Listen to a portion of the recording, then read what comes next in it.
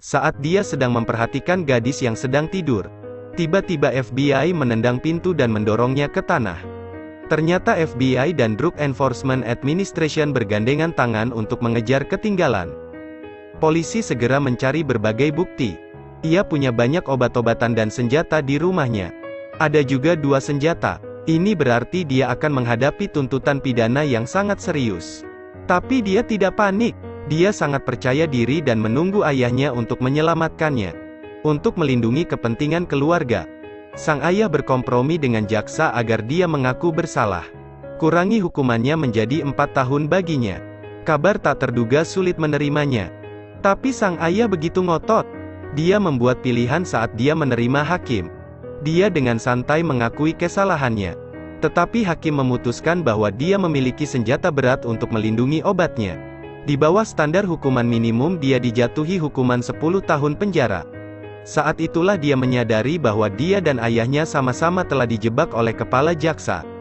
Setelah 7 bulan di penjara, para penjaga tiba-tiba membawanya ke rumah sakit. Dan yang menunggunya di sini adalah sheriff yang menipu dia dan seorang wanita. Wanita itu mengaku sebagai agen.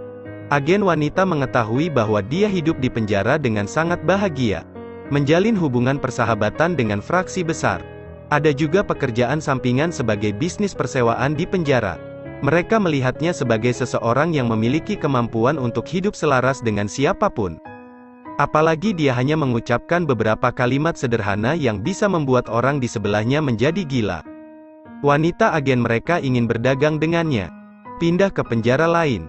Dekati pembunuh berantai. Cari tahu lokasi mayatnya. Mereka menduga si pembunuh secara brutal telah membunuh 14 gadis muda. Namun polisi hanya menemukan 1 korban. Mereka harus menemukan mayat-mayat itu sebelum mereka bisa menghukumnya.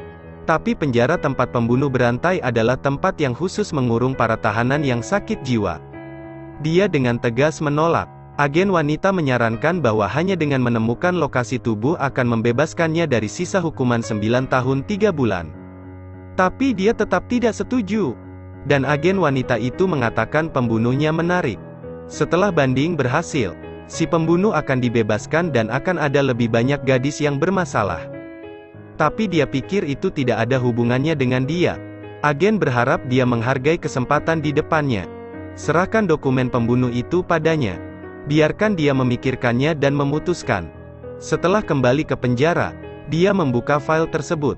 Catatan kasus itu membuatnya terkagum-kagum. Ini adalah kasus nyata yang terjadi 1993. Mayat seorang gadis muda ditemukan di ladang jagung.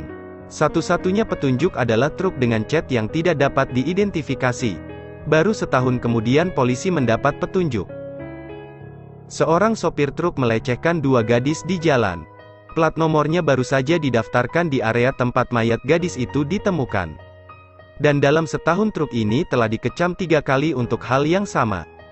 Catatan perjalanan truk tersebut adalah hari di mana gadis itu menghilang. Tepat pada waktunya untuk melewati mereka.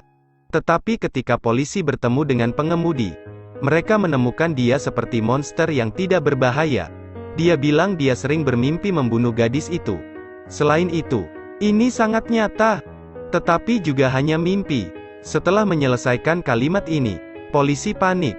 Tanyakan padanya tentang mimpi itu. Dia ingat dan berkata dalam mimpinya dia seolah-olah telah melarikan diri dari tubuhnya. Tetapi ada perasaan samar bahwa tubuhnya telah melakukan sesuatu yang buruk. Dia tiba menjadi gila dan tidak terkoordinasi. Semua detektif mengira dia berbicara omong kosong. Beritahu polisi untuk menghentikan penyelidikan. Tapi mengandalkan intuisi. Tidak sesederhana itu. Jadi polisi meminta FBI untuk campur tangan dalam penyelidikan. Kapan agen akan memeriksa apakah dia berbohong? Dia lurus lagi tapi menolak. Karena dia merasa tidak bisa melewatinya. Agen itu mengeluarkan foto gadis itu lagi. Sekali lagi dia bisa menggambarkan waktu dan tempat bertemu gadis itu. Dia mengatakan belum waktunya untuk menguburnya. Dia biasanya akan mengubur mereka. Agen itu mengambil kesempatan untuk bertanya berapa banyak gadis di sana. Dia tidak ingat. Aku hanya merasa sangat panik. Tidak bisa mengendalikan tubuhnya. Itu mengatakan polisi menangkap seorang tersangka. Dia bilang bukan orang itu yang melakukannya. Orang itu hanya ingin mencuri karyanya. Dialah yang melipat pakaian itu. Karena dia merusak kunci. Sangat menjengkelkan. Hanya melipat pakaian. Lagi pula, ini semua adalah detail yang tidak diungkapkan polisi. Mereka bertekad untuk menangkap pembunuh berantai itu. Agen itu segera mencetak pengakuan. Tetapi ketika ia mengambilnya, biarkan dia menandatangani. Dia tidak mengakui bahwa dia melakukannya. Di bawah bimbingan agen, dia masih menandatanganinya. Baru sekarang dia mengerti mengapa dia selalu memimpikannya mimpi itu. Polisi dengan cepat menemukan truk yang sudah dicuci di rumahnya yang berantakan. Adapun saudaranya, dia selalu melindungi saudara pembunuh berantai ini. Tetapi hakim memutuskan bahwa dia memiliki gangguan kepribadian. Sangat mudah dipengaruhi oleh saran orang lain.